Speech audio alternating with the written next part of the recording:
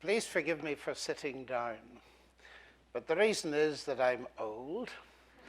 And secondly, I've spent a lot of my time in Russia.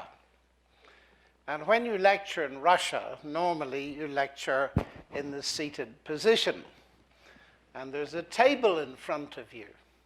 And as you speak, people write questions, and then they get up and they walk across and they bow and they put their question there. And the longer you speak, the greater grows the pile of questions. So that's the way it's done. I'm not suggesting that it should be done there tonight. We've got much more sophisticated ways of doing it. But I intend to, with your leave, to sit and talk to you on this fascinating topic. Now, let me get some idea of who you are. How many of you would identify yourselves as students of the natural sciences?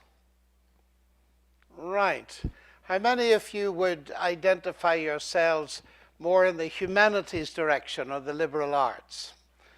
Roughly half and half, as one might expect, but that's enormously encouraging to me, because it's sad when you just see an audience that's completely comprised of natural scientists. The interesting thing is the title Science and God means different things in different countries. In the West, the word science means natural science. But when I'm doing these things in Germany, Wissenschaft means all knowledge, whether it's history, whether it's languages, whether it's biochemistry, physics, or mathematics. And in a way, it's important that we realize that all of the sciences come to play, because we're interested in the intellectual big world. Now, just to tell you a little bit about myself, because I am equally interested in the arts and the sciences, because I started off wanting to be a linguist. I wanted to be an expert on Greek and Latin. And then I got more interested in French. And then I decided that physics and mathematics were the thing. And so I moved across to physics and mathematics. I had a very good languages teacher at school, so that when I was 15 or 16, I could speak French pretty fluently. And I thought, do I need to go to university to pursue this? Or perhaps I could do languages for fun and do the sciences as well. And that is, in the end, what I decided to do. And I ended up doing pure mathematics at Cambridge in the early 1960s, not 1860s, please. And have enjoyed ever since the value of having the cultural interests that proceed from language interests to mathematics. Now, they're connected because, of course, natural languages and pure mathematics have something in common. Both of them are a language. And pure mathematics is, in one sense, the most refined language we know, except I imagine that the computer experts among you might argue that computer languages are even more pure and more exact. But I've always been interested in this notion that we can express ideas in language, that we can read and write and communicate. And so studying mathematics, I was always interested in the bigger question: where does mathematics fit in the bigger world of culture and history? What is its significance? For instance, I don't know whether you realized that you had a near miss today with a lump of rock about 1/3 of a mile across. Did you hear it whizzing past? It missed Earth by about 3 times the distance from Earth to the moon. That's about 750,000 kilometers. So you can breathe a sigh of relief, because it's not going to come round for quite a long time. And because of your wonderful skies over California, which I envy, I wish I had my telescope with me, because at the moment you can see a marvelous comet, Lovejoy, and it's fairly rapidly disappearing. It won't be around for another 8,000 years. Now, we cite these figures as if it's dead easy to calculate this kind of thing. And if you were set to calculate when comet Lovejoy would come round again, you might have considerable difficulty if you had to do it from first principles. The fascinating thing is that mathematics allows us to get a grip on the universe out there. Even as a child, I found that staggering. When I learned Newton's law of gravitation, it's got 8 symbols in it. And when I first discovered that you could derive the elliptical orbits of the planets around the sun from those 8 symbols, I thought that was absolutely spectacular. Just with that single bit of information, you can land a person on the moon. You don't even need Einstein's corrections. Now, brilliant people have asked questions about that. Einstein famously said, the most incomprehensible thing about the universe is that it's comprehensible. How is it that we can understand the universe mathematically?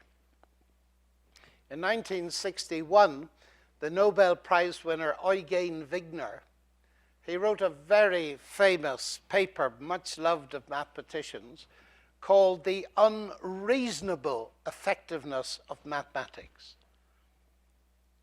How can it be reasonable that here's a mathematician, she's thinking, and here she comes up with a set of equations, and lo and behold, they enable her to describe a phenomenon out there, like the return of comet Lovejoy in the next 8,000 years. How does that work? How is it that large parts of the universe are describable in terms of mathematics? Now, that leads to all kinds of very interesting questions. And the question before us this evening is the famous, very old, but very important question of the relationship of science to faith in God. Because there's quite a considerable body of opinion at the moment, very vocal, led by people like Richard Dawkins, with whom I've debated publicly. You can see that on the internet if you like, who feel that science has abolished God effectively.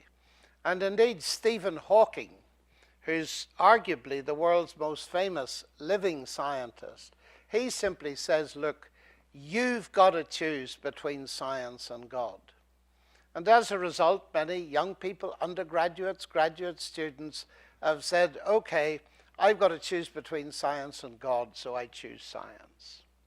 Now, I want to investigate that a little bit, because there's something odd going on here. Why I say that is because I've just been talking to you about one of the most famous scientists of all time, Sir Isaac Newton, who discovered the law of gravitation. He and Stephen Hawking have in common that they both occupied the same professorship at Cambridge. And the interesting thing is that Isaac Newton was not an atheist. According to Stephen Hawking, Isaac Newton should have chosen between science and God, but he didn't. He was very famously a believer in God. And what I want to investigate with you tonight, I want to focus it on those two individuals to make the discussion easier to follow, and I hope to provoke you to questions. I want to take you on a journey that I've been on myself, because I've been puzzled for a very long time how it is that the pioneers of science, Galileo, Kepler, Newton, Clerk Maxwell, Charles Babbage, how it is that they were all believers in God, and yet today people like Stephen Hawking say you've got to either believe in God or be a scientist. So let's have a look at that. And please note down your questions so that we can come to them at a suitable time. I'm not going to cover all of this topic. It's a huge topic, and it's a fascinating topic. But what I want to do is to try to clear up some fog, because it seems to me that there's a lot of intellectual confusion around this whole debate, and we can only navigate our way around it if we see what causes some of the confusion. The first thing is that often people think that there's a conflict between God and science. Now, that cannot be the case. Think of the Nobel Prize for Physics. It was won last year by Peter Higgs, a Scotsman, the Higgs boson. And Peter Higgs is an atheist. Just a few years before that, the same Nobel Prize was won by an American, Bill Phillips, and he's a Christian. Now, they're no different as scientists. They both won the Nobel Prize, and you can get no better than that. So it can't be science versus God, obviously, because they're both brilliant scientists. What that tells us is this, that there's a real conflict, but it's not between science and God. It's between their two worldviews. Higgs is an atheist. That's his worldview. He takes a naturalistic perspective on the universe. That's his worldview. It conflicts with the worldview of Bill Phillips. He's a Christian. So let me say first of all that we need to reorientate ourselves in the debate if we're ever going to understand it. The real conflict is between two worldviews which are obviously opposed, atheism and theism. So the question that we can ask now is the sensible one. Which way does science point? Does it point towards atheism, or does it point towards God, or does it point nowhere? And so I want to amass the evidence for you tonight. I'm not going to give you proof in the mathematical sense for the obvious reason that you can only give proofs in the mathematical sense for things in mathematics. What I'm going to do is to do what we do in every other area of natural science and supply evidence. So what evidence is there that there should be a positive connection between faith in God and science? Well, the first thing is to go back to Newton himself and the pioneers of science. It has been noticed many times that modern science, as we know it, grew up in Europe in the 16th and 17th centuries. Its pioneers were all believers in God, to such an extent that the most common view of this is, in the words of C.S. Lewis, men became scientific. Why? Because they expected law in nature. Why? Because they believed in a lawgiver. Now, that is a fascinating claim. It's saying that far from faith in God hindering science, it was faith in God that drove science. That was the motor that drove it. And the connection is obvious. Because let's go back to Wigner's unreasonable effectiveness of mathematics, but it's not unreasonable if you take the theistic view. And these early pioneers like Kepler, they looked at the universe and they said, what we're doing is studying the universe in the language God gave us, mathematics. We're thinking God's thoughts after him. And because they believed in a rational God, an intelligent God, it was that motivated them to say science must be able to be done. And it's worth doing. If we human beings are made in the image of God, then perhaps we can follow some of God's thoughts. And so the enormous excitement when Newton discovered his law of gravitation. And now here's the interesting thing. The law of gravitation plays a very important role in the contemporary debate, because it's Newton's reason for believing in God and it's Hawking's reason for not believing in God. The very same law of gravity. Stephen Hawking says because there is a law of gravity, the universe can and will create itself from nothing. And therefore, God is totally unnecessary. And yet, Isaac Newton, who discovered the law of gravity, when he discovered it, he didn't say what Hawking said. He wrote a book called the Principia Mathematica, the most famous book in the history of science, expressing in it the desire that a thinking person might come through reading it to believe in God. So when Newton discovers the law of gravity, he says, wow, what a fascinating God that did it that way. And of course it's true, isn't it? The more you understand about mechanical engineering, the more you can admire the engine of a Cadillac or a Lincoln. The more you understand about art, the more you can understand the genius of a Rubens, not the less. And so the more Isaac Newton understood about the universe, the more he believed about God. And yet the more Stephen Hawking studies about the universe, the more he seems to be increased in his atheism. And I want to investigate why that difference. The first reason, I think, and I struggled with this for quite a while because I find it so strange that Stephen Hawking, who is just a bit ahead of me in Cambridge and a long way ahead of me in his mathematical ability, I remember him walking around Cambridge very well.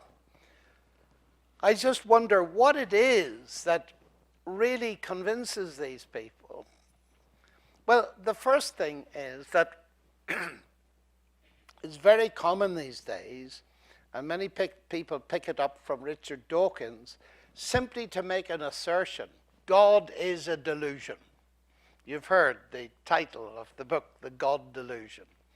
And Stephen Hawking does something like that in an interview with one of our British newspapers. He said, religion, well, that's a fairy story for people afraid of the dark. Now, of course, that's the Freudian argument. And often it's used, some scientist says that religion is a wish fulfillment. There's psychological science brought in, and that's the end of the story. It isn't the end of the story. If we're going to be scientific, then we need to take these arguments a little bit more seriously than that. For instance, the first things to notice is that not every statement by a scientist is a statement of science. I'm making a whole lot of statements tonight that aren't statements of science. But the difficulty is that once a person is a scientist and says something, people tend to think that what they've said is scientifically verifiable, therefore it must be true, and therefore it is great authority. When Carl Sagan started his series Cosmos, the universe is all that is, was, or ever shall be. Well, that's a marvelous statement, but it's not a statement of science. It's a statement of his metaphysical belief. That's all. So when I was asked what I thought of Hawking's statement, religion is a fairy story for people afraid of the dark, I was very tempted to reply, and I gave in to the temptation, and said, atheism is a fairy story for people afraid of the light. Now, it's very kind of you to laugh, but it proves nothing. But what it does is illustrate what happens when you really look at the Freudian argument. Because one of Germany's most brilliant psychiatrists has weighed into this, about this delusion question, and he points out, look, if there is no God, then Freud's argument is wonderful, showing that religion is a delusion, and the idea of God as a wish fulfillment, and so on, a father figure in the sky. That's brilliant, if there is no God. But of course he goes on to say, if there is a God, the very same argument shows you that atheism is a delusion. The desire not to have to meet God ever, not to have to give account for the wrong things we thought and the way we've messed up and so on. If there is a God, and then he says the bottom line is this, that the real question, whether there's a God or not, Freud can't help you, neither can Jung, neither can Frankl. You have to look somewhere else.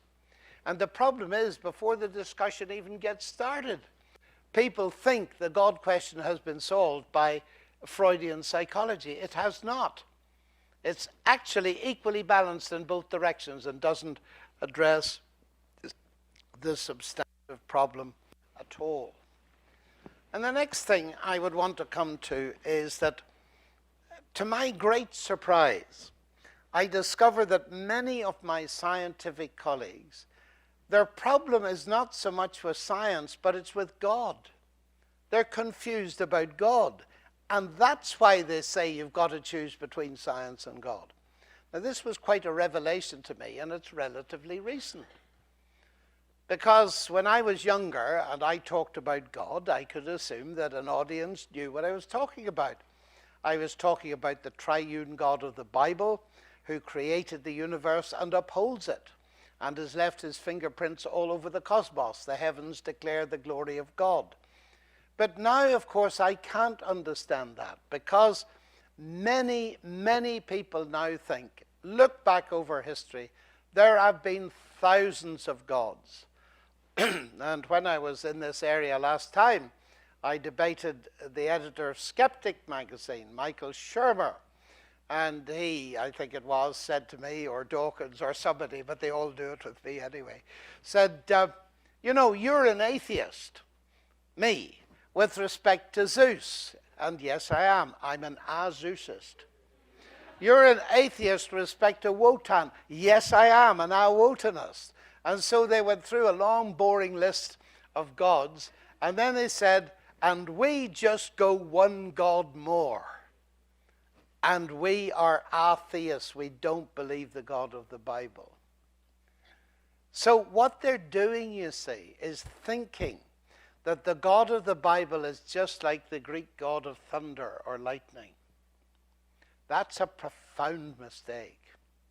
Anybody that's read anything about the ancient gods of Greeks, Babylonians, Romans, and so on, will know that the key difference between them and the God of the Bible is a very simple but profound one. The gods of the ancient religions are all, I quote, descended from the heaven and the earth. That is, they're products of the primeval chaos, primeval soup, mass energy, call it what you like. They're material gods. They come from the universe. The God of the Bible created the universe. That's a vast difference. But the difference is more profound than that. You see, the Greek god of lightning disappears when you do your first lecture in atmospheric physics at UCLA physics department, because you discover how lightning works. Atmospheric discharges, static electricity, all that kind of thing, pressure gradients. Oh, I don't need the God of lightning anymore. Exit that God. The God of lightning is a God of the gaps. The Greeks couldn't explain lightning, therefore God did it. Now, what I have discovered relatively recently is that many of my colleagues think that that's my idea of God. There's something in biology I can't explain. Oh, that's where God works. God did that, you see. And a little bit more science, that gap is closed, and God gets squeezed out and disappears. You understand the argument, don't you? Now, try and follow the logic of this. If you define God to be a God of the gaps like that, then you have to choose between God and science, because that's the way you've defined God. Full stop. And that explains to me a long way what's happening with many of my friendly atheist colleagues. They think that I believe in a God of the gaps, and they rightly say, look, you have to choose between that God and science. Of course you do, because that's the definition of that God. But that's not the God I believe in at all. I don't believe in a God of the gaps. The Bible does not start with the words, in the beginning, God created the bits of the universe we don't understand. That would be a very curious start, wouldn't it? In the beginning, God created the heavens and the earth. That is, he created the whole show. And of course, that's what Newton believed. And so when he discovered his law of gravity, the more he understood, the more he admired the genius of the God that did it that way. Because it's not a God of the gaps. Have you got that? Now that's crucially important, because you're a long way of getting out of the fog if you understand that. Now, when Newton discovered gravity, he was getting towards a scientific explanation. Now, this is one of the words I'm interested in most, from the humanities side and from the science side. What do we mean by an explanation? I wonder, do we discuss these in university classes? But I hope to provoke you to think about things that perhaps you don't often think about in your classes. What do we mean by explanation? What do we mean by scientific explanation? So I go to school, very long time ago, and the teacher comes in and writes down the law of gravity and says that's an explanation of what? Do you know what I thought? I thought it was an explanation of gravity. It isn't, you know. Do you realize that no one knows what gravity is? Still today. And if you don't believe that, you better read Richard Feynman, and he worked in the University of California, so you better check before you disagree with him. You see, we make the mistake, and it's a profound mistake, of thinking that the laws of nature are explanations in every sense. Let me just explain a little bit more what I mean by that. The law of gravitation is brilliant. 8 symbols. It enables us to do brilliant calculations, make predictions, send men to the moon, and so on. But even Newton realized it didn't tell him what gravity was. Didn't explain gravity. And in fact, it's the famous philosopher Wittgenstein that put his finger on it brilliantly. And he said this. He said, the chief deception of modernism is that the laws of nature are explanations of the phenomena of nature. They're not. They're descriptions with predictive power. So even within science itself, when somebody says, oh, we've got a scientific explanation, you've got to be very careful. It will be very, very limited, even within science. That's point number one. Point number two is explanation comes at different levels and kinds. Why is the water boiling? Well, it's boiling because heat from a Bunsen burner is being transduced through the base of a copper kettle, and it's upsetting the molecules of water. They're getting very agitated, and they're moving faster and faster and faster and faster, and that's why the water's boiling. No, it isn't. The water is boiling because I want a cup of coffee. Now, your laughter shows me that you understand the difference between two kinds of explanation intuitively. My statement was foolish. Which statement? The statement, no, it's not. It's boiling because I want a cup of coffee.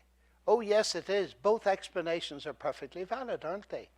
There's a scientific explanation of what's happening, and then there's the explanation in terms of agency and intention and desire. Now, would you ever dream of saying that the scientific explanation conflicts with the human explanation or the agency explanation? Of course not. Well, let me put it to you like this, very bluntly. Suggesting that God is in conflict with science as an explanation of the universe is like saying that Henry Ford is in conflict with the law of internal combustion as an explanation for the motor car. Let me say that again. Saying that God is in conflict with science as an explanation of the universe is exactly like saying that Henry Ford is in conflict with the law of internal combustion as an explanation for the motor car. What we need to get clear, ladies and gentlemen, to get out of this fog is God and science are not the same kind of explanation. They don't conflict. They don't compete. They complement. Science tends to deal mainly with the how questions. The God answer deals with the why questions, the bigger questions. And so there's zero conflict. And that was seen very early on. But because people have become confused about the nature of God and simultaneously confused about the nature of explanation, they have got into a terrific tangle and therefore are now suggesting that God and science are alternative explanations. That's exactly what Richard Dawkins believes. So, what I'm suggesting to you is this: watch out for false alternatives. God or science, mechanism or agency. These are false alternatives, and they lead us away from, very rapidly, from the central questions. And you see, for instance, think of Stephen Hawking's dismissal of God by using gravity. Because there is a law of gravity, the universe can and will create itself from nothing. That is the heart of his book, The Grand Design. And when I read it, I was staggered. Because there is a law of gravity, because there is something, the universe will create itself from nothing. That's a contradiction, a flat contradiction. Secondly, because there is a law of gravity, he doesn't say because gravity exists. But what would a law of gravity mean if there was no gravity? If there's no gravity, a law of gravity is totally meaningless. And what that exposes is a very strange idea that laws are creative. But they're not, are they? Laws do not create anything. The law of gravity never created any gravity. It describes gravity when you've got it. Let me illustrate this. Another colleague in Oxford, a very famous atheist, is Professor Peter Atkins. And I once asked him after a lecture, Peter, what created the universe? And he said, mathematics. And I'm afraid I was so taken aback, I started to laugh rather uncontrollably and with much embarrassment. And he said, he was very angry, he said, why are you laughing? Well, I said, Peter, I'll be honest, that's the most absurd thing I've ever heard in my life. He said, why? Well, I said, I am a mathematician, and let me keep it simple for you. 1 + 1 = 2. Did that ever put $2 in your pocket? In fact, it's interesting, just apropos of that. Do you all remember the financial crisis? Yes, I think we do. Do you know why that happened? Precisely because people thought that by doing mathematics you can create money. We call it creative accounting. It's a very odd belief that by manipulating ideas and symbols you can create a reality. Newton's laws of motion not only never created the universe, they've never moved a billiard ball in the history of the universe. They can describe its motion, but it's people with cues move it. There's a great deal of confusion in the status of the laws. And I was very amused, having read this in Hawking's book, to read his first example of a law. The sun rises in the east and sets in the west. Well, that's a very sensible law, but it doesn't create the sun or the east or the west. It's simply a description. And descriptions do not create realities, objective realities. So there's immense confusion lurking underneath. And one of the reasons, I believe, is people aren't taught the philosophy of science. They're taught narrow ways of calculating and so on and understanding, and taught a great deal of facts, but they're not ever taught how to stand back from those facts. Now, I want to give you plenty of time for questions, but I want to come to something else that's right at the heart of everything at the moment. And it's absolutely fascinating to my mind. And it goes back again to what I was saying about history. These early scientists believed in God, and so they looked at the universe. They said, why don't we have a look and study it? They believed science could be done. Now, sometimes I have fun with my colleagues, and I ask them questions. I love asking questions and playing Socrates. So I say to them, tell me, colleague, what do you do science with? They say, well, I've got a wonderful $1 million machine. No, I don't mean that. I mean, oh, you mean my, and they almost say mind, and then they remember their current philosophy, and they say brain, because they're not quite sure that there is a mind as distinct from the brain. Well, okay, let's leave that stand. I do it with my brain.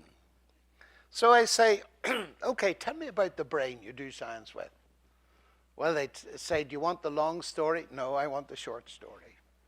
Okay, tell me right down to its absolute minimum, the short story of the brain. Well, they say something like this. Ultimately, they say the brain is the end product of an unguided process that didn't have it in mind. And I said, you trust it. Say that again to me. If your computer, you knew it was the end product of an unguided process that didn't have it in mind, would you trust it for a moment? No. Why do you trust your mind to do science? The early pioneers knew why.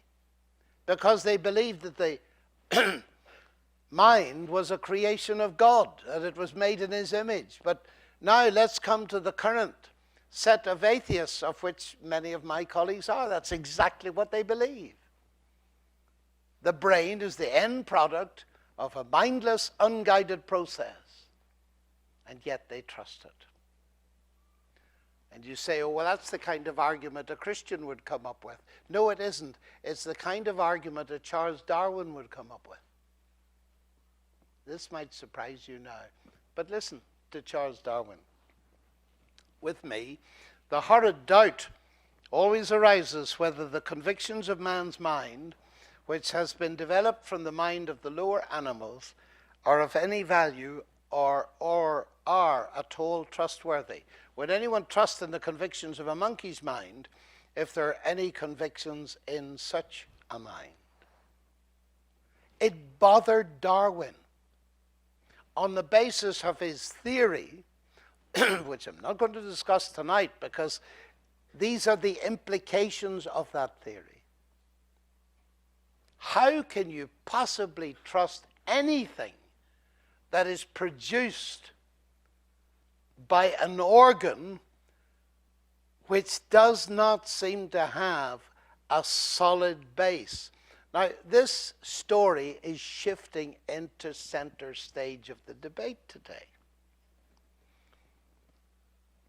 John Gray, who's an atheist, professor of the history of European thought at London, says, modern humanism is the faith that through science humankind can know the truth and so be free. Now, this is an atheist speaking, it's not me. If Darwin's theory of natural selection is true, this is impossible. The human mind serves evolutionary success, not truth. In other words, you cannot expect anything like truth to come out of the human mind. Now, one of the top philosophers in the world is Alvin Plantinga of Notre Dame, just retired. Here's his view of this. If Dawkins is right that we are the product of mindless, unguided natural processes, then he has given us strong reason to doubt the reliability of human cognitive faculties, and therefore inevitably to doubt the validity of any belief that they produce, including Dawkins' own science and his atheism. His biology and his belief in naturalism would therefore appear to be at war with each other in a conflict that has nothing at all to do with God. But now, there was an explosion in cyberspace a year or so ago when Thomas Nagel, a leading American philosopher in New York, wrote a book with the most provocative title I've ever seen. It starts off very innocently, Mind and Cosmos. And then it says this: why the neo-Darwinian view of the universe is almost certainly false. Now, this is an atheist philosopher who's at the top of philosophy in the USA today. Here's what he writes, and it's all to do with this doubt about the validity of human rationality. Here's what he says: if the mental is not itself merely physical, it cannot be fully explained by physical science. Evolutionary naturalism implies that we shouldn't take any of our convictions seriously, including the scientific world picture on which evolutionary naturalism itself depends. That is a fascinating statement. In other words, what these people are saying is that if you follow the atheist logic and apply it to the very reasoning you need to develop any science, any philosophy, anything, you discover that it collapses into chaos. C.S. Lewis put it years ago. He got it clearly. He says, if all that exists in nature, the great mindless interlocking event, if all that exists is nature, rather, the great mindless interlocking event, if our own deepest convictions are merely the byproducts of an irrational process, then clearly there's not the slightest ground for supposing that our sense of fitness and our consequent faith in uniformity tell us anything about a reality external to ourselves. Our convictions are simply a fact about us, like the color of our hair. If naturalism is true, we have no reason to trust our conviction that nature is uniform. It can be trusted only if quite a different metaphysic is true. If the deepest thing in reality, the fact which is the source of all other factitude, is a thing in some degree like ourselves, if it is a rational spirit and we derive our rational spirituality from it, then indeed our conviction can be trusted. Our repugnance to disorder is derived from nature's creator and ours. To put that much more succinctly, shooting yourself in the foot is pretty painful. Shooting yourself in the brain is fatal.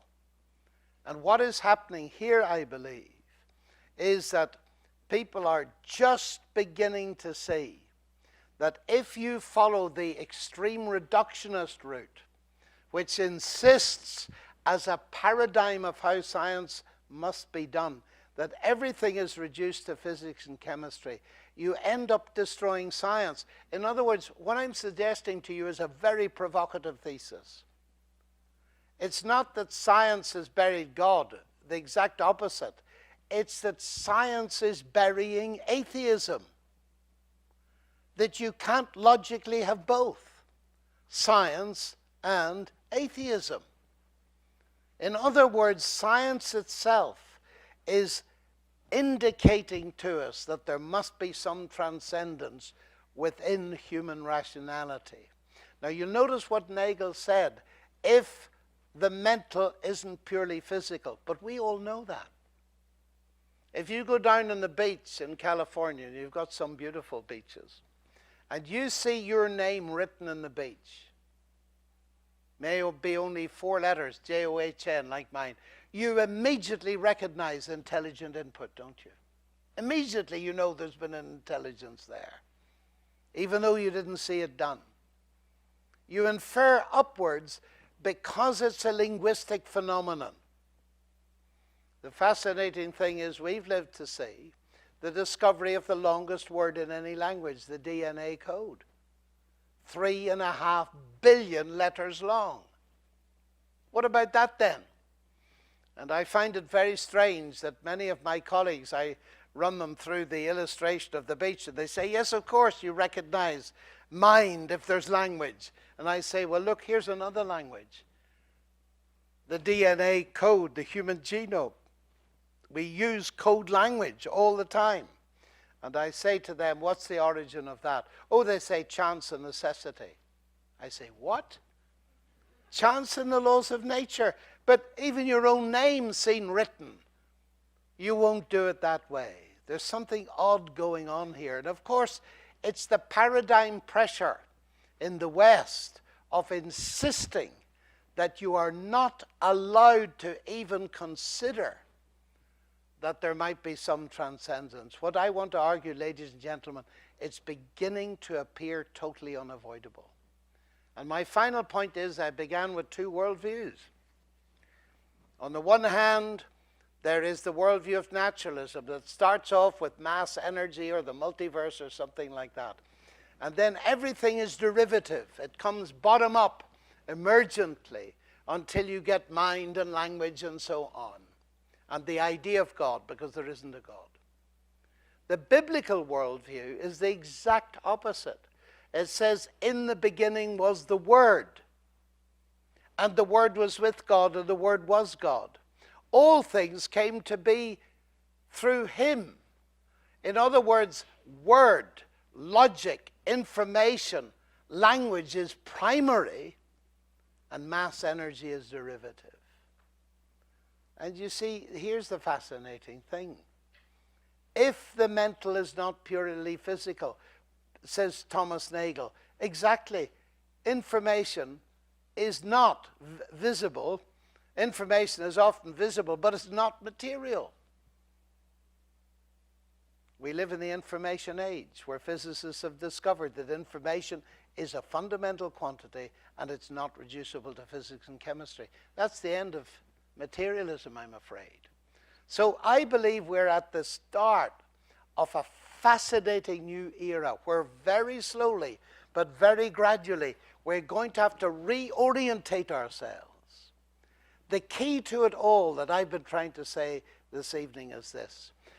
Science is wonderful, and I'm passionate about it. Science comes about by thinking about the universe. But the bigger issues start to fall into place when we begin to do what C.S. Lewis suggested in the 1940s we need to do, and that is we need to begin thinking about thinking.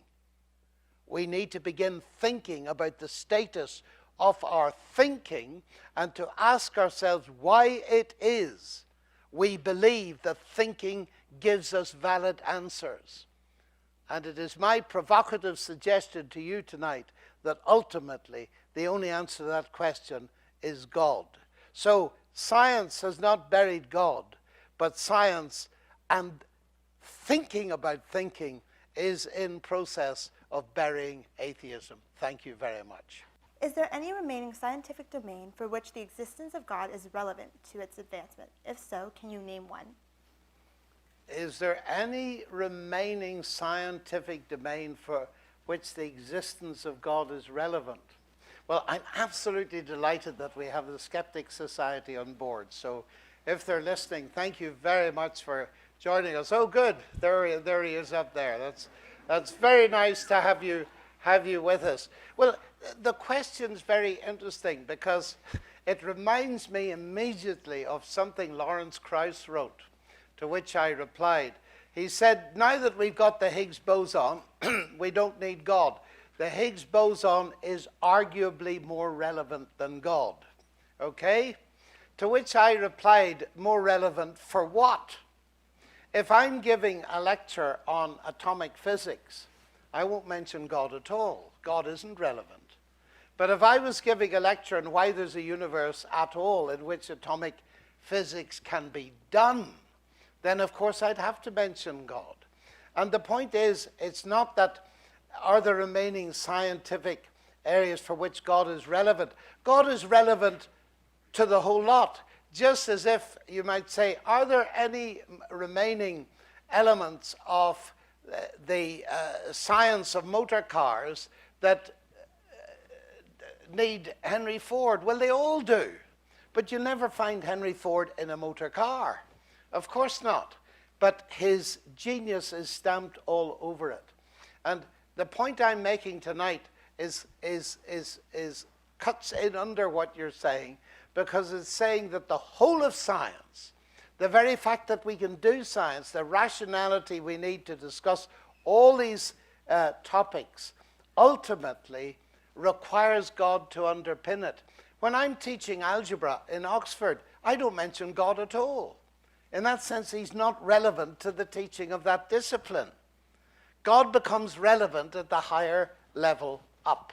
So thank you for that question, but I don't think it does anything in getting rid of God. Let me say one more thing about it, though, because very often, because I'm a mathematician, people come to me and they tell me the story of Napoleon and Laplace. You know the story of Napoleon and Laplace, don't you?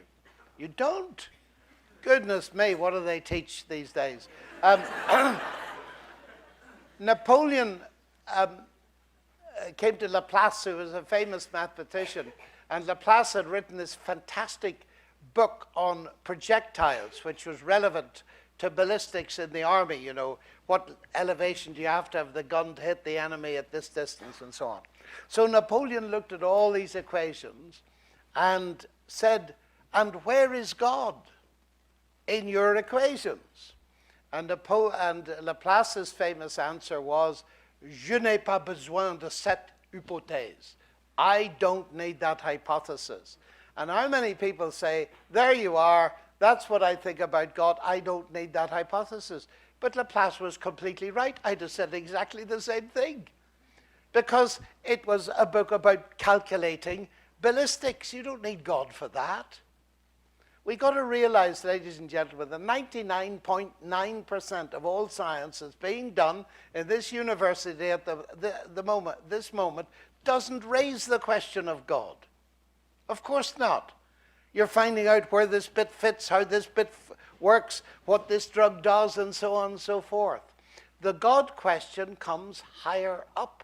When people start saying, as we argued from the beginning, that if you've got science, you don't need God. That begins to be where the problem lies. We mustn't think, and some of the questions do imply, that we're thinking of God as a bit of science. He isn't. Another question. Most of the scientists you have referenced as believers in God lived a long time ago. Hasn't modern science given us fresh evidence that contradicts belief in God? Oh, most of them, they lived a long time ago, yes. And probably I'm a dinosaur too. But the reason I use those scientists was not because they lived a long time ago, but because they are connected with the rise of modern science. That's why I referenced them. And what we're establishing is a thesis that's known as Whitehead's thesis or Merton's thesis and so on, that there's an intimate connection between the rise of science and belief in God. Now, of course, there are many scientists today who believe in God. Of average scientists in America's who's who, average working scientists in universities, about 40% believe in God. Now, what was the last twist to your question? Because my mind didn't retain it. Have you now got it in writing? Yes. Well, the last question was, you tell me again. Hasn't modern science given us fresh evidence that contradicts belief in God? That was just the second part. Oh, I don't think so. I think that contemporary science is increasing the evidence to believe in God. Now, unfortunately, because of our limitation in time, you'll have noticed that I've concentrated on the philosophy and history of science more than on the results of science. One of the very interesting results of science in recent times, and people are fascinated about it, and so am I, is the whole idea that space-time had a beginning. Now, I'm old enough to remember when that first came in, because believe it or not, if you go back before the early 60s, most scientists did not believe that there was a beginning to space-time. And when the evidence, say, of the hot Big Bang, Arno Penzias, the microwave background, Hubble expansion, and so on, began to come in, there was fierce resistance in the British Academy against this development. And it went right up to the top level. The editor of Nature wrote in his newspaper, Nature, and said, we must not go down this route of believing that there was a beginning. Why? Because it'll give too much leverage to people who believe the Bible. Isn't it astonishing that the biggest advance in astrophysics in the 20th century was resisted because it appeared to converge with the Bible, that had, of course, been saying for centuries, in the beginning, God created the heavens and the earth. And indeed, in the most famous laboratory in the world, which I mustn't name because it was a secret meeting I was at, which I mustn't tell you about, I said to people, I said, you know, they said to me, look, the Bible's totally irrelevant to science. And I said, half a minute. I said, you guys for centuries believed that there wasn't a beginning to space-time because you listened to Aristotle, when in fact the Bible for centuries had been saying, in the beginning, God created the heavens and the earth. And perhaps if you'd taken it more seriously, you'd looked for the evidence earlier. Now, where I'm going from that is to more contemporary science is that since there was a beginning, that raises the question, beginning from what? And the current answer is nothing.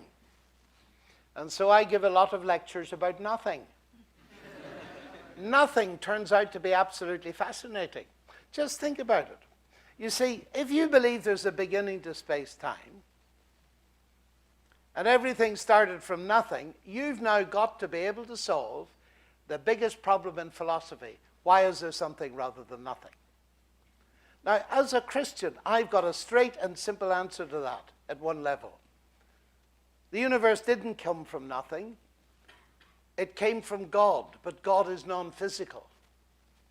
But now dismiss that and put yourself in the position of modern cosmologists.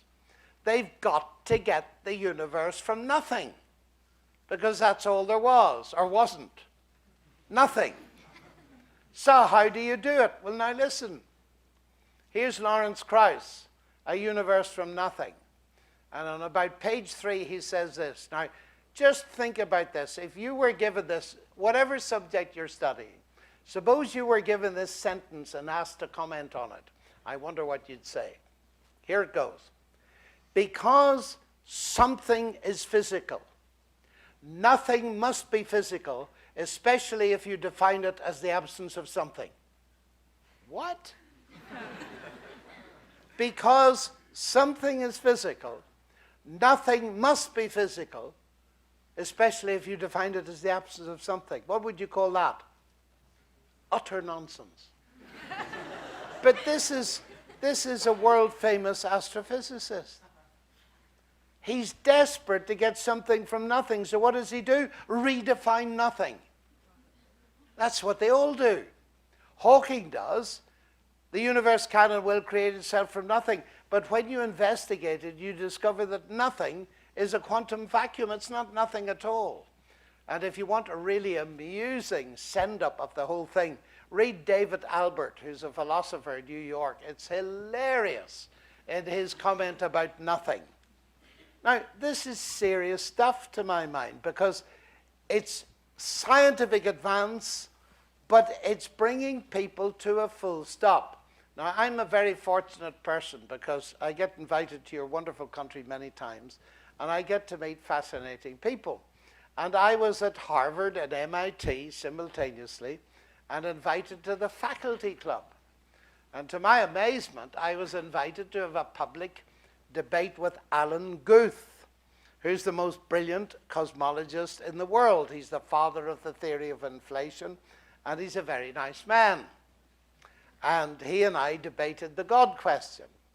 And he gave us a brilliant lesson in physics. And then he said, if you want to add God to that, well, I don't mind, but I don't. So his atheism was pretty mild. So we had a discussion, and I couldn't resist because I would never be in this position again. I said, Alan, listen, you're the expert on nothing. And there's great confusion out there about nothing. In fact, there's much ado about nothing. I said, tell us, when you, as an astrophysicist, use the word nothing, you don't mean what we mean by nothing. I went down into the middle of UCLA and I met nobody. Doesn't mean I met somebody called nobody. It means I didn't meet anybody, yes? You don't mean philosophical nothing, the ordinary sense of nothing, absence of... He said, absolutely not. So what we're faced with, ladies and gentlemen, is this, just for your information. There are many books on the shelves in your bookshops here claiming to prove that the universe has come from nothing. They've all failed. Now that, to my mind, is a very fascinating indicator that they're failing and entering into very foolish statements because the one obvious answer that's staring them in the face, they reject a priori. And that is that the universe comes not from something physical, but from an intelligent God. And I find again and again, the more that science reveals the information base for so many of our sciences, the more that speaks to me of a word-based universe. It makes sense. It makes much more sense than its opposite. I could say a lot more about that, but I'm not going to because there's another question. The second question is, the Bible says that the first man is Adam, and from him came the genealogy of David to Jesus. However, this contradicts conventional understanding of evolution, which says that the earth is millions of years old. What are your thoughts on that? Oh, I have a great deal of thoughts on that. That's almost another full lecture, you know. The last bit of it, you see, there are several elements in that. In fact, there are three completely separate, vast questions in there. There's the question of the age of the earth. There's the question of the descent of all human beings from Adam and so on and so forth. And there's the question of the age of humanity. So let me put it to you. Which of those would you like me to talk about? The age of the earth, the question of Adam. Which of those two? I'll give you the choice. The age of the earth? Okay, I'll go for that one. And it's not that I don't want to deal with the other one, because this is a huge and very interesting subject, and I'll let you into a secret afterwards. But let me just tell you this. When it comes to the Bible and the age of the earth, the very interesting thing is the Bible says 0 on that topic. Now, there's a shock for some of you. You say, but what about the 7 days at the beginning of the Bible? I'm very well aware of those 7 days. Indeed, I've written a book on those 7 days called 7 Days That Divide the World. And if you want to follow what I think about them, but let's think logically. Suppose we pick up a Bible, we've never seen it before. It's very easy to make assumptions and then dismiss the whole thing. Let me give you an example of that. What does the Bible say? In the beginning, God created the heavens and the earth. That's what it says then, in the beginning. When was the beginning? Well, there is now a sequence of days. Day 1, 2, 3, 4, 5, 6, and God rests. And people say, there you are. It's a short time ago because we got all these genealogies that you mentioned. You got 6 days and then the beginning. But they make a mistake. They don't look carefully enough at the literary form of Genesis 1. Because you see, the beginning is not part of the sequence of days. That's obvious to scholars of Hebrew. It's obvious too when they look at the grammar, because the first statements in the Bible, in the beginning God created the heavens and the earth, is in a different past tense from the sequence of days. Now, there are all kinds of controversies about these days. I've written about them. But what I'm about to tell you has got nothing to do with what you believe about the days. It's simply this, that the statement, in the beginning, God created the heavens and the earth, is not part of the sequence of days. It's referring to events before the sequence of days. How long before? The Bible doesn't say, so neither do I. So I haven't the slightest difficulty with the current age given by the standard model, 13 point whatever it is, 37 or 48 billion years. I don't think the Bible makes any comment on it whatsoever. That's an example of overreading what the Bible says. Now, the days are fascinating, but as I say, it would take up far too much time, and I've written a book about it, and you can look that up on Amazon and so on. So we'll go to the next question. Okay, so the next question is, just to clarify, please ask, whoa, okay, no, that's not the one. Okay, so question 3, how would you respond to Sam Harris and those scientists who believe that solely neuroscience can explain morality? Well, I'm very interested in what Sam Harris and co write. I have responded to him in my book, Gunning for God, actually. I delayed publishing it when I came across his book, The Moral Landscape. And of course, the problem lies in your formulation of the question, that neuroscience can explain morality. Here we go again. What do we mean by explain? Now, I want to amplify what you're saying to make the claim more precise. The contention is this, and it's a very important one. For many years, centuries in fact, in Europe and in the West, morality has been dominated by the God concept. The Ten Commandments have been the basis of many legislations and so on, civil rights, everything else. And in 2006, just up the valley here somewhere in La Jolla at the Salk Institute, there was a major discussion on atheism. And the first question was, should we get rid of religion? And the answer was yes. And we should use science to do it, and hence our question tonight flowing out of that conference. But they had a third question. What are we going to do about morality? Because morality, generally speaking, is based on religion. If we get rid of religion, we're going to have no base for morality. Can science give us morality? Now that's where Sam Harris comes in, because for many years it had been believed, and still is by many of us, that you cannot go from an is to an ought. That's what David Hume said. You can't just describe a situation, an is what it is, and then suddenly say, therefore you ought. Morality needs something transcendent. Einstein realized that science couldn't produce morality. And of course we realize it too. Science can tell you if you put strychnine in your granny's tea, it will give her more than a painful day. But science can't tell you whether you ought to do it to get your hands on her money. Science doesn't tell us about ethics. Richard Feynman here said exactly the same thing, that nature doesn't come with a prescription how you ought to use it. And David Hume said you can't go from is to ought. Sam Harris says you can. In other words, he's saying you can get a base for morality within science. Now, I disagree, because I think that when you investigate, and other people have done the same, Sam Harris's arguments, they appear very plausible, but how he gets his ought from is to put the ought into the beginning. And of course he then gets an ought from an is, because his is contains ought. Now that's a big story in its own right.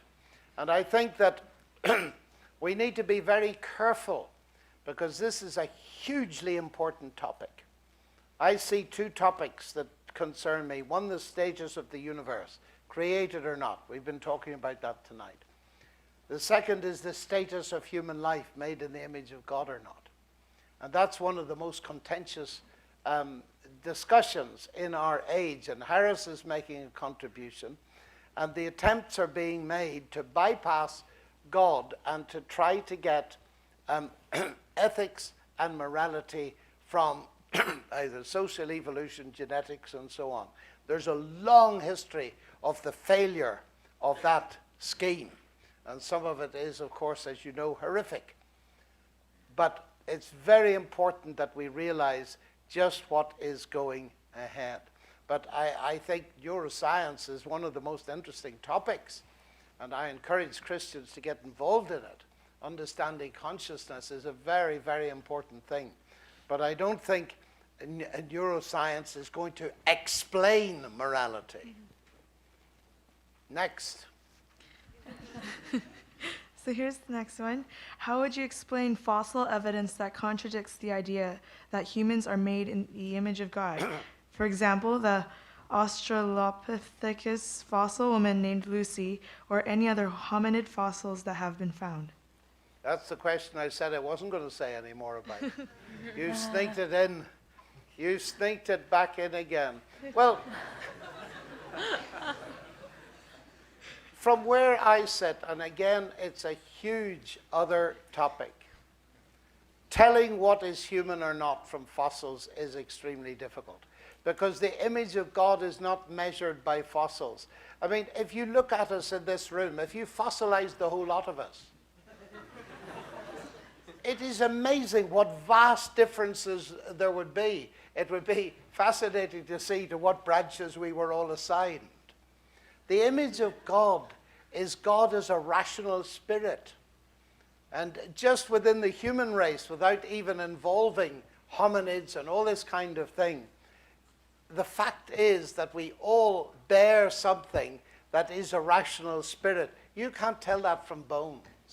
So I'm not sure whether it's worth pursuing that any further. So let's go to something else.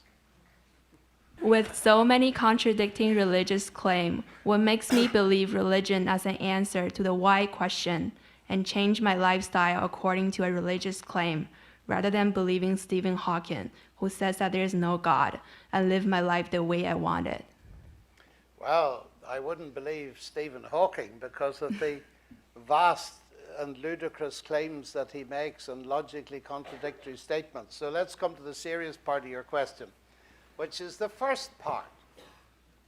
Now, you're asking a question. Let's put it in context.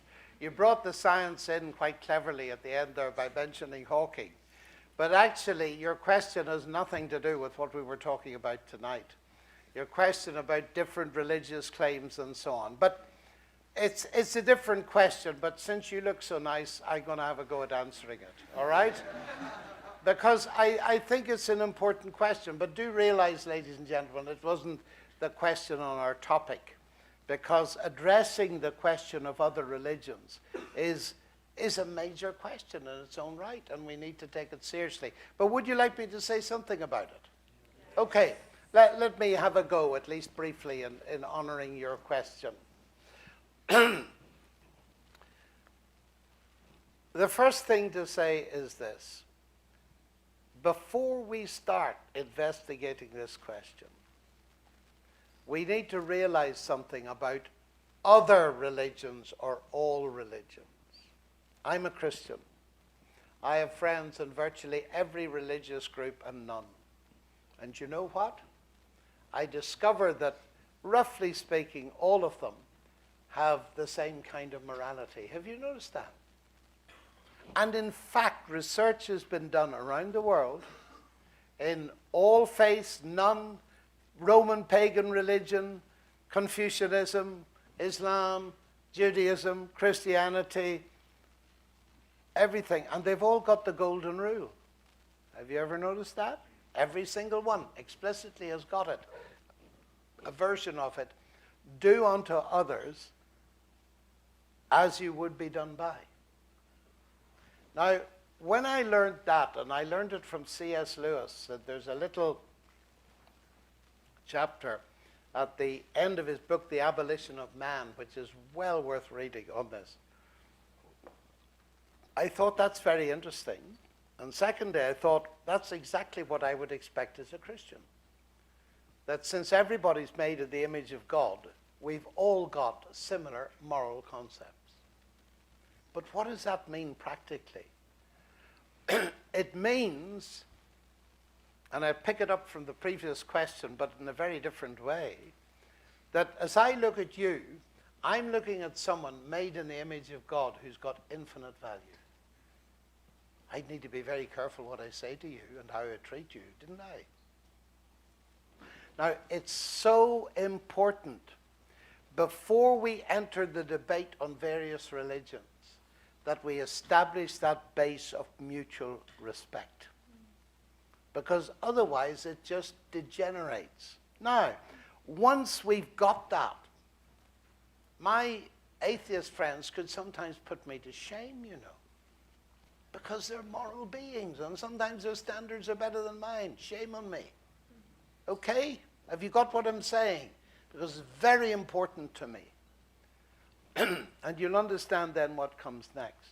Once you've got that, you then realize there are many other religions that disagree with each other. Leave Christianity out. Islam is never going to agree with Hinduism about the number of gods, is it? Obviously not. And what I discover is that with people of other religions, and I have friends and all around Oxford, it's mostly the atheists that are worried about raising the question about different religions, not the religions themselves, because they recognize their differences and are very happy when other people recognize them and don't blur them all together. Now, it raises a very big question. Why then would I be a Christian? Because that's really what you're asking. You know, why not go with Stephen Hawking, just blow the lot? And why would I be a Christian? Now, this is a different kind of question. What I mean by that is this. Christianity makes very specific claims within history. Studying the universe, which I feel is very important, gives me certain pointers towards God. And part of my reason for believing in God is what I see in the universe. But it's not my full reason for believing in God, not by any chalk. Because I can't get to know God personally through studying Andromeda through a telescope. And I mean that sincerely. The central Christian claim is that God has actually revealed himself. God has become human. The Word has become flesh so that we can get to know God at close quarters. And that's the claim.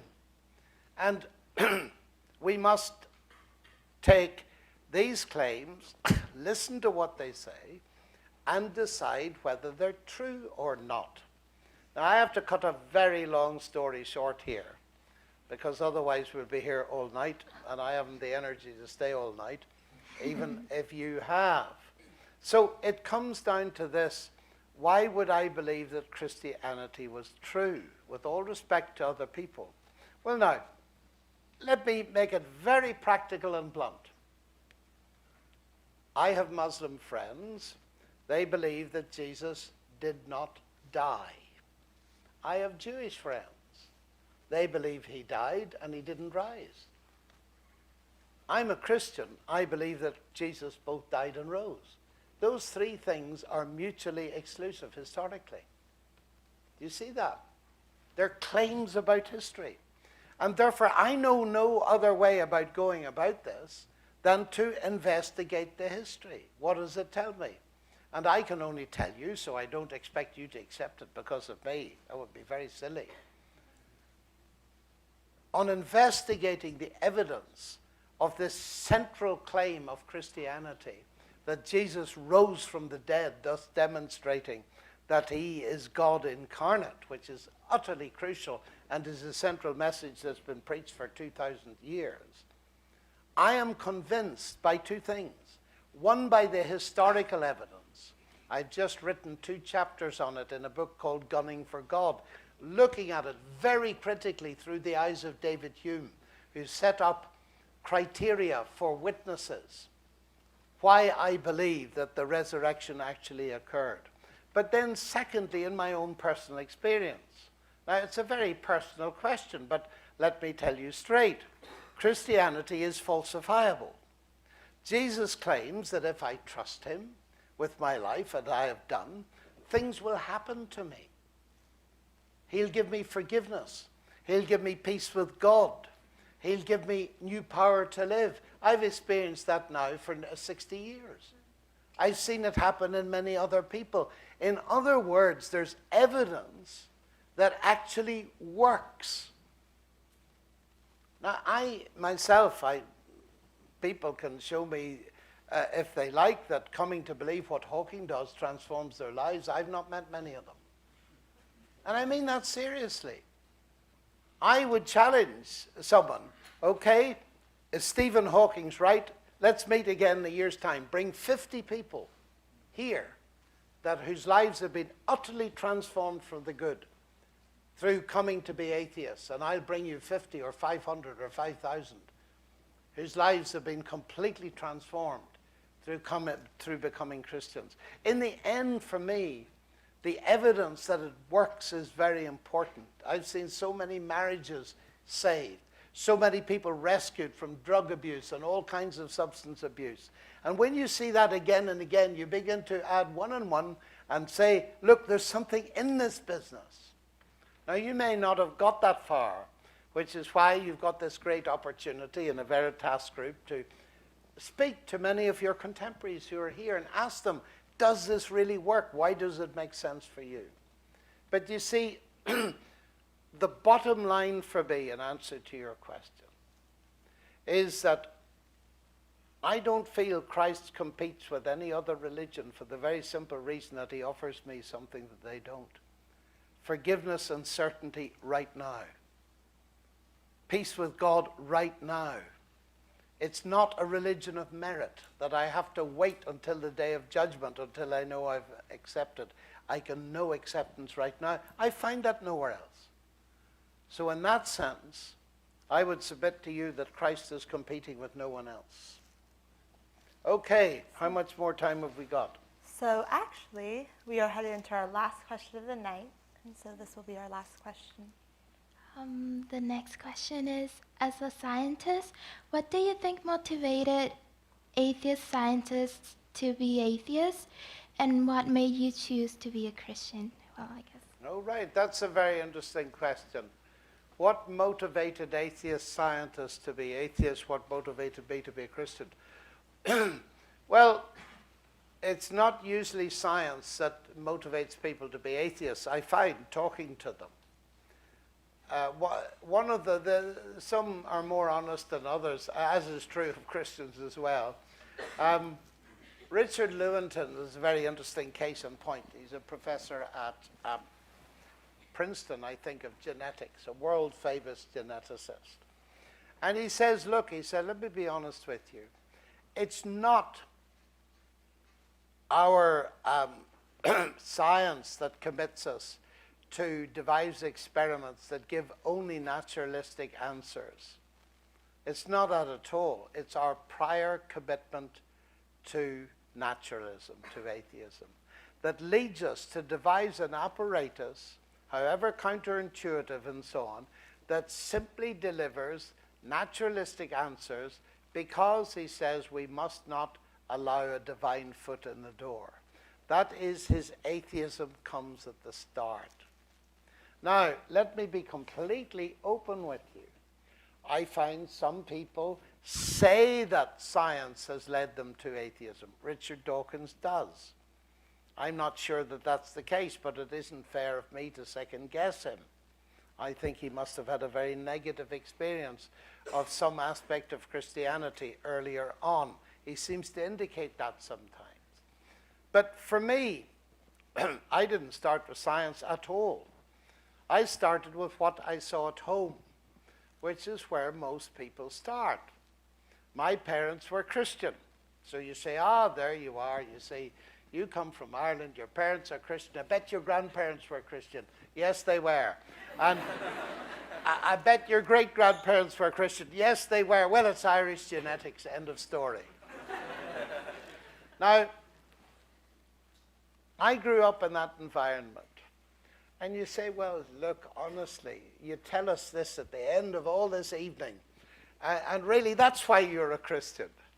Well, to start with, yes.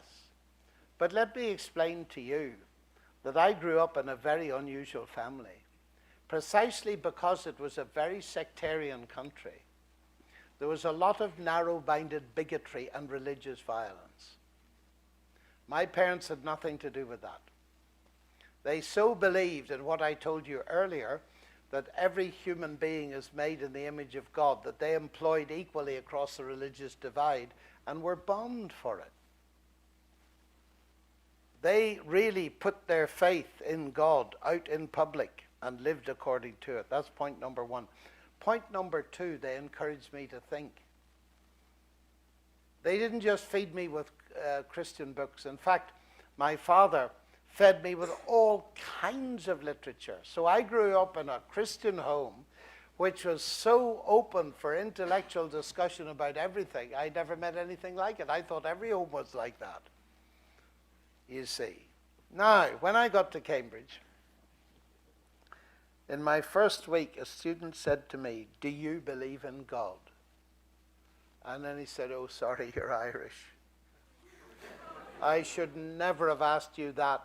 All you Irish believe in God and you fight about it." I'd heard that before. Now let me explain to you that my whole life since then has been based on this. I want to know whether my faith in God is the truth or not. Not is it helpful, but is Christianity the truth? So what have I done? I spent my entire life exposing my faith in God to its opposite. I learned German. I spent a lot of time in East Germany. And I was able to study the effects of atheism systematically exposed in a society. I learned Russian. I spent a lot of time in Russia talking about these things at the level of the Academy of Sciences. All of it interested in answering that question. Is it just a matter of my background? The atheist will stay an atheist, the Christian will stay a Christian kind of thing. And what has been very important to me has been through life to see that it is possible to change your worldview. People don't have to end up where they start. And a university like this one is a marvelous opportunity to explore your worldview. Of course, we're all prejudiced. We all start somewhere. But one of the most marvelous things of a group like this is, as I suspect there are people from many different worldviews here, get to know each other. I sit alongside people and I have a little rule. I will keep asking them questions until they ask me one. That's a pretty difficult thing to do. You try it and see. But you learn a great deal about the other person. And I have spent my time really trying to answer that question for myself. Is this delusion? Is it deception? Is it simply a matter of heredity and environment, or is it true? And my conclusion has been increasing as I've gone around the world and exposed my faith to questioning, as tonight. My faith in God gets stronger and stronger because I see the evidence growing. So that's my final personal response to you all. Thank you very much indeed.